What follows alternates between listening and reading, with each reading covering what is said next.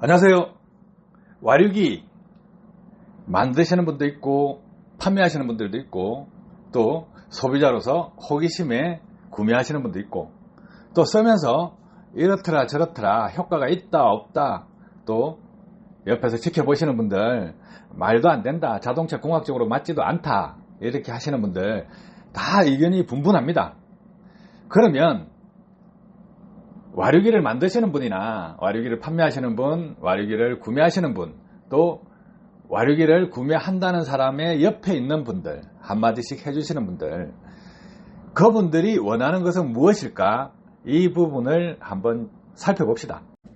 와류기를 만든다 그러면 고려해야 될 사항이 상당히 많이 있습니다. 그런데 대부분의 사람들 전반적인 검토, 폭넓은 사고를 가지고 있지 않다 이거예요. 그래서 자동차 엔진을 모르면 할 수가 없어요. 또 운전자의 운전 성향을 모르면 할 수가 없어요. 그래서 자 기본적으로 가장 첫 번째 고려될 사항이 무엇이냐 하면 와류기를 개발해서 장착했을 때 자동차 메이커에서 무상 AS 기간에 거부당하면 안 된다는 거예요. 중요하죠. 거부를 한다는 것은 무엇입니까? 차에 이상을 줄 수 있는 요소가 있다 이렇게 되죠. 자동차 메이커에서 차를 잘 만들었다 합니다. 원인은 그것 때문에 고장났다 하면 안 된다는 거예요. 그래서 와류기를 장착했다 하면 AS 안 해줄 가능성 상당히 많습니다. 지금 현재 판매하는 와류기들 어떻게 합니까? 흡기에 또 인터쿨러 전에 인터쿨러 후에 많이 달죠. 배기 또 놓으면 DPF 앞에 SCR 앞에 마음대로 달고 있잖아요. 그런데 그렇게 다른 상태에서 자동차 메이커에 물어보세요. AS가 되느냐 안 되느냐. 자동차 메이커에서요 선뜻 그래도 AS 해줍니다 하는 업체 없을 거예요. 그것이 첫 번째 문제입니다. 그러면 그 문제 뭐 AS 기간이 지났으니까 상관없다 하시는 분들 그분들 입장에서 또 한번 검토를 해봅시다. 자 유튜브나 또 인터넷이나 홍보를 하면서 판매하시는 분, 와류기를 판매하시는 분은 좋은 말을 많이 씁니다. 그죠? 단점에 대해서 이야기를 하나도 하지 않아요. 무조건 좋다고만 해요. 써보고 효과 없으면 환불해주면 되지 않느냐 이거예요. 그런데 지금 시중에 나와 있는 와류기들 어디 가서 보면 후기가 가장 잘 나와 있을까요?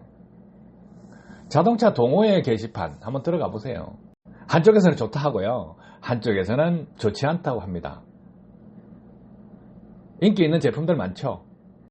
유튜브 내용에다가 좋은 말 건져내서 걸러서 좋은 말만 올립니다. 그런데 동호회에 들어가면요 냉정하게 판단이 되어 있습니다. 힘은 좋아졌다 이거예요. 그런데 달려보니까 기름은 더 먹더라 이런 후기도 있고요. 소음이 심해진다 또 차가 가다가 섰다 이런 문제도 생깁니다. 원인 없는 결과가 있겠냐 이거예요. 자, 이런 모든 부작용들을 다 없애려면 와류기를 개발하는 사람이나 판매하는 사람들 또 구매하는 사람들 이 내용 정확하게 보셔야 됩니다. 와류기를 달면 차에 변화를 주는 것입니다. 변화를 줬을 때 엔지니어 입장에서 검토를 해보자고요. 어떤 제품을 달았을 때 진동이 줄어들어야 됩니다. 엔진의 자체적으로 순정 상태에서 발생하는 진동, 그 진동이 줄어들어야 됩니다. 소음도 줄어들어야 됩니다. 당연히 소음 줄여야 되겠죠. 소음이 줄면 진동도 줄어드는 겁니다. 같은 연결고리 안에 있어요. 자, 그러면 관손실이라고 있어요. 유체가 흘러가는데 청류와 난류가 혼재합니다. 그래서 관 중앙 부분은 청류로 형성되고요. 배관에 측면 붙어있는 부분들, 접촉면들은 난류가 형성됩니다. 그래서 난류가 많으면 많을수록 관 손실이 많이 생깁니다. 그러면 어떻게 하면 관 손실을 줄일 수 있겠느냐 이 부분도 검토를 해야 된다는 거예요. 진동 줄여야 되고 소음 줄여야 되고 관 손실 줄여야 됩니다. 그런데 엔진 내부에 와류기를 만들어 여면서 관 손실에 대해서 고민한 흔적이 있나요? 저속에서 어떻게 해보겠다. 그런데 차가 저속만 다니는 거 아니잖아요. 고속도 다녀야 된다는 거예요. 시속 180km 타는 사람은 거기에 맞춰서 관 손실을 줄여야 된다는 거예요. 배압도 줄여야 돼요. 배기구로 나가는 저항도 줄여야 돼. 흡기로 들어오는 공기 저항도 줄여야 돼. 그래서 그 관 손실을 줄여야 된다 이거예요. 그러면 연소 효율을 또 높여야 됩니다. 동일한 연료가 들어왔을 때 어떻게 하면 연소 효율을 높일 수 있겠느냐 이거예요. 그리고 나서요. 그 다음에 출력과 토크라는 게 있습니다. 토크는 주로 저속주행, 시내 국도주행에서 필요한 것이 토크입니다. 그리고 출력은요, 고속주행을 할 때 필요한 것이 또 출력입니다. 토크와 출력은 또 다릅니다. 그래서 와류기를 부착하고 나서 토크가 늘어나느냐, 출력이 늘어나느냐, 이 두 가지를 또 건드려 봐야 돼요. 그러면 이것을 만족시킬까요? 와류기를 부착했을 때 연비가 또 늘어나야 됩니다. 어렵죠? 이렇게 전체적으로 보면 진동, 소음, 관손실 감소시키고 연소 효율 높이고 토크 높이고 출력 높이고 연비 높인다. 최소한요. 자동차 메이커에서는 이 정도 고민을 합니다. 그러면 애프터마켓 시장에서 와류기를 만들어서 판매한다 그러면 최소한 이 정도는 해야 됩니다. 그 다음에 자동차 메이커에서 하지 않는 부분이 있어요. 운전자의 운전 능력을 향상시켜줘야 된다예요. 똑똑하게 만들어주라 이거예요. 와류기를 한 개 만들더라도 자동차 엔진에 변화를 주기 때문에 진동, 소음, 관손실을 감소시키고 연소율 높이고 토크 높이고 출력 높이고 연비 높여야 된다. 기본적으로 깔려야 됩니다. 그런데 자동차 메이커보다 경쟁력을 가지려면 하나 더 가져야 되는 것이 있습니다. 운전 능력을 향상시키는 것입니다. 자동차 메이커에서 교육시키지 못하는 내용, 알려주지 못하는 내용을 컨설팅 해줄 수 있는 그 운전 능력을 향상시킬 수 있는 기술을 또 가지고 있어야 됩니다. 해서 연료절감기 하나 만든다, 와류기 하나 만든다 하더라도 자동차 메이커보다 기술력이 뛰어나야 된다 이거예요. 그러면 자, 공부방 운영하죠. 가르쳐 드리죠. 와류기 하나 만드는데도 이런 종합적인 내용을 검토를 하고 교육을 해야 되는 겁니다. 그래서 모르면 손해입니다. 그러니까 배워야 되는 거예요. 지금 와류기 만드는 사람들, 판매하는 사람들 어그로 끌고 하는데 이슈가 학습이다 이렇게 이야기를 하시는 분 많습니다. 그래서 어디서 생겨난 이야기인지는 모르겠습니다. 학습하는 건 아니에요. 누적 데이터를 가지고 보정을 하는 겁니다. 학습이라는 것은 사람이 하는 거죠. 자, 이 두 가지 구분도 할 수 있어야 됩니다. 카센터에 사장님들을 초빙을 해서 교육을 시켜드렸습니다. 자동차 메이커에서. 그래서 확정을 시켰죠. 그 과정에서 강의하거나 교육해주는 사람들이 이슈 학습이라는 걸 이야기했죠. 그런데 구분해야 됩니다. 이슈 보정입니다. 이슈에서는 각종 센서들, 운전자 행위들 이런 것을 종합적으로 취합을 합니다. 취합을 해서 거기에 맞게끔 보정을 해주는데 실시간으로 보정해주는 것도 있고요. 누적 데이터라 꾸준하게 보정해주는 방식도 있습니다. TCU 자체도 보정을 해줍니다. 운전자가 과격한 운전을 한다면 저단에서 고단으로 느리게 올라가고 또 부드럽게 운전한다 그러면 저단에서 고단으로 빨리 올라가고 또 발을 뗐을 때 거칠게 운전하는 사람은 저단으로 빨리 내려와 줘야 되고 부드럽게 운전하시는 분한테는 느리게 변속되게 해주고 이런 것이 인공지능 제어입니다. 보정을 해주는 거예요. 보정. 제어를 하는 거기 때문에 보정을 해주는 것입니다. 그것을 학습이라고 하면 안 된다는 거예요. 어떤 행위가 일어났는데 프로그램에서는 그 행위에 대해서 그 결과물에 대해서 보정을 해나가는 겁니다. 그래서 아주 짧은 시간 내에 보정을 해주는 방법 있고요. 누적 데이터로 해서 평균값으로 해서 보정을 해주는 방법이 있습니다. 그래서 이런 부분 전체적으로 검토를 해야 되는데 자, 현재 와류기를 판매하시는 분, 홍보하시는 분, 또 소비자 입장에서 정확하게 판단해 보세요. 토크가 늘어났다, 힘이 좋아졌다 이것만 따지죠. 그런데 대다수의 와류기 업체들요, 고속주행을 했을 때 차가 뒤에서 당기는 느낌이 난다 이거예요. 그러면 토크는 됐는데 출력이 안 됐다는 거죠. 그러면 또 와류기를 막 이곳저곳 막 처박아 놓으면 연소효율이 늘어난다고 했는데 면이 더 나와서 연소효율이 떨어질 수가 있습니다. 연비가 올라가야 되는데 연비가 떨어질 수 있다 이거예요. 와류계를 이곳저곳 다 박다 보면 관손실이 증가할 수 있다는 거예요. 또 소음이 늘어날 수도 있다. 진동이 늘어날 수 있다. 공연비가 맞지 않아서 면이 더 많이 생길 수 있다. 그런데 어떻습니까? 디젤 차량들 배기구에 TPF가 달려가 있죠. 그래서 TPF가 달려가 있으면 PM이 포집되기 때문에 뒤에 육안으로 보이지가 않습니다. 말로만 면이 나오지 않는다, 껌댕이가 나오지 않는다고 해도 TPF 안에 쌓여있기 때문에 운전자는 알 수가 없어요. 그러면 실질적으로 어떻게 접근해야 되냐 이거예요. 유로6 차량 같은 경우는 자기가 운행 코스에서 운행을 하다 보면 TPF를 태우는 시간, 뭐 몇 킬로 타면 탄다, 이게 있어요. 자기가 운행 코스에서 시내주행을 하면 운행거리가 짧아도 탈 것이고 고속주행하면 운행거리가 길어진 상태에서 탈 거예요. 그러면 고속주행을 하든 시내주행을 하든 간에 일정한 거리, 주기가 있습니다. 자기 운전 습관에 따라서 주기가 있는데 그 주기대로 TPF 안에 껌댕이를 태워주는 운행거리가 있습니다. 운전 습관이 같으면 비슷하다는 거예요. 그래서 어떤 장치를 달았다 하면 껌댕이가 적게 포집돼야 되겠죠. 그럼 운전자가 운전을 잘하면 껌댕이 발생량이 줄어듭니다. 그리고 와류기를 부착했을 때 정말 성능이 좋은 거라 그러면 이 포집량이 줄어들 수 있다는 거예요. 왜 줄어드느냐? 연소 효율이 높아지기 때문에 줄어드는 겁니다. 운전을 잘해도 연소 효율이 높아지고 또 와류기를 부착해서 연소 효율 높게 엔진이 돌아간다 그러면 껌댕이 발생량이 줄어듭니다. 그래서 TPF 안에 쌓인 껌댕이를 태울 때 연료 낭비되는 것도 줄어들 수 있다는 거예요. 이런 전반적인 거 고려해야 됩니다. 자, 짚어봅시다. 자동차 메이커에서 AS를 거부하면 안 된다. 진동이 감소해야 된다. 소음이 감소해야 된다. 관 손실이 줄어들어야 된다. 연소 효율이 높아져야 된다. 토크가 높아져야 된다. 출력이 높아져야 된다. 연비가 향상돼야 된다. 그리고 이 모든 것을 컨트롤하는 운전자, 운전 능력도 향상돼야 된다. 이렇게 보셔야 됩니다.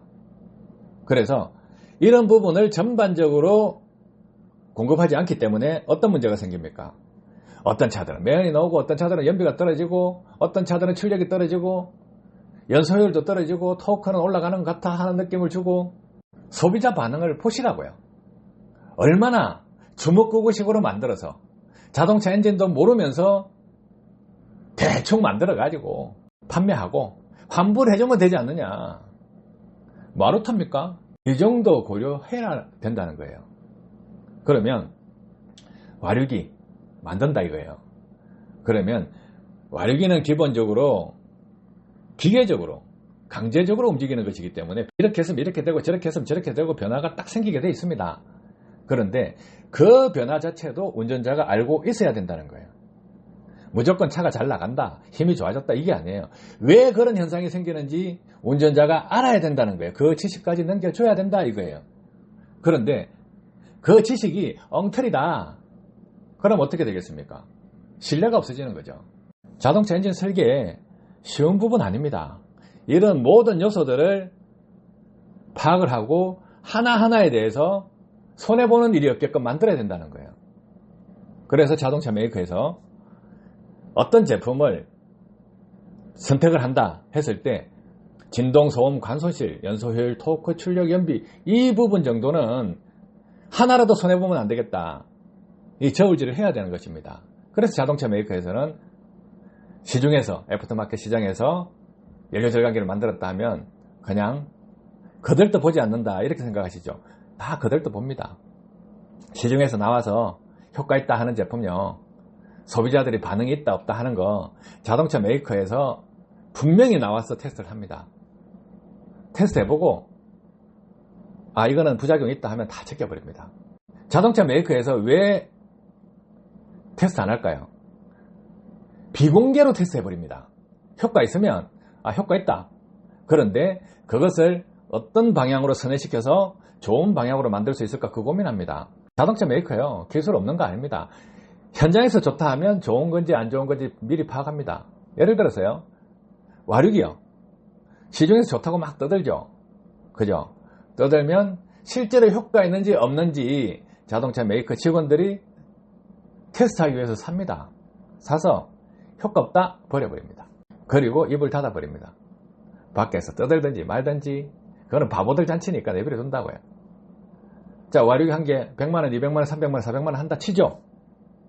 뭐 500만원이라 칩시다. 와류기 하나에. 효과 있으면 싼 거예요. 효과 없으면 비싼 거죠.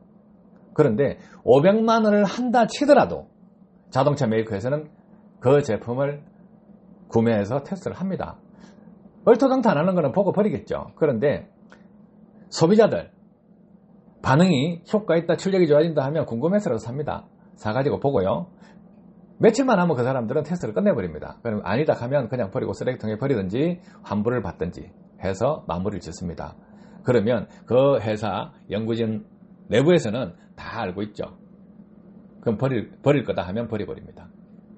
두 번 다시 그런 돈 안 합니다. 머리 맞대고 일반 소비자같이 저거 효과 있을까? 효과 없을까? 한번 해볼까? 이런 생각 안 합니다. 넣으면 바로 테스트 들어옵니다. 근데 그 소비자 중에 누가 그런 사람인지 모른다는 거예요. 그죠? 그럼 테스트 합니다. 해서 효과 있으면 효과 있네? 또 개선 방향 없을까? 개선 방향이 있다면 다르게 적용해버리죠.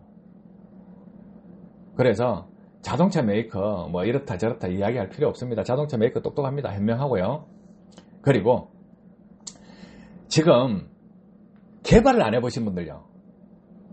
어떤 생각을 합니까? 어떤 정비를 하거나 대학교 교수다 이렇게 하면 신인 줄 알죠. 그분들요. 개발 쪽에 이런 고민 안 해봤습니다. 개발 한번 해보면요. 인생요. 10년, 20년, 30년 훌쩍 가버려요. 개발하는데 누가 도와주는 사람 없습니다. 스스로 해야 돼요. 스스로 하다 보니까 자기 착각에 빠져가지고 오류를 범합니다. 자기 인생을 망칩니다. 왜 망치냐 하면 자동차 메이커에서는 연료 절감이 될 수 있는 노하우들, 기술들, 과거의 DB들이 엄청나게 많이 있습니다. 경험치가 많다는 거죠. 그래서 개선하는 방향은 빨리 잡아요. 아니면 아니라고 버리고 지사 선택을 잘하는 거죠. 어떤 제품이 나오면 저거는 1%짜리다, 2%짜리다 이렇게 합니다. 그래서 가치가 있다 하면 들어오는 거죠. 개선을 하는 거예요. 자기네들이 그 아이디어를 얻어서 1%, 2% 효과 없다 하면 버리는 거예요. 왜? 과거 경험들이 증명하고 있기 때문에. 그러면 와류기 같은 경우요. 지금 몇 년 정도 됐을까요? 제가 알기로는 와류기가 한 80년 이 정도 됩니다. 기본. 저 같은 사람이 태어나지도 않았을 때 와류기는 이미 내연기관 시장에 깔렸다는 거예요. 이렇게 해보고 저렇게 해보고 쪼물럭쪼물럭 다 해봤습니다. 수많은 자동차 메이커에서 했다는 거예요. 지금 시중에 나와 있는 와류기가 자동차 메이커에서 한 와류기와 다른 게 있을까요? 크게 없습니다. 색다른 거다 해서 뭐 흡입구에다가 때려박고 배기구에 때려박고 하고 있지 않습니까? 그게 어떤 영향을 미치는지 와류기를 만드는 사람들이 고민을 했겠냐 이거죠. 감각을 하죠. 최소한 그렇게 하면 안 된다는 거예요. 그래서 뭐 자동차 동호회 카페라든가 이런 데 들어가 보시면 그 내부에는 자동차 메이커 직원들이 상당히 많이 포진되어 있습니다. 왜 포진될까요? 자기네들 차량, 하자 그 문제가 자동차 동호회에서 공론화됩니다. 결함을 가장 잘 찾아주는 것이 자동차 동호회입니다. 그러면 거기에서 정보가 나오는 것을 토대로 해서 회사에서 만든 차가 문제가 있다면 거기에 대한 대응 매뉴얼을 만듭니다.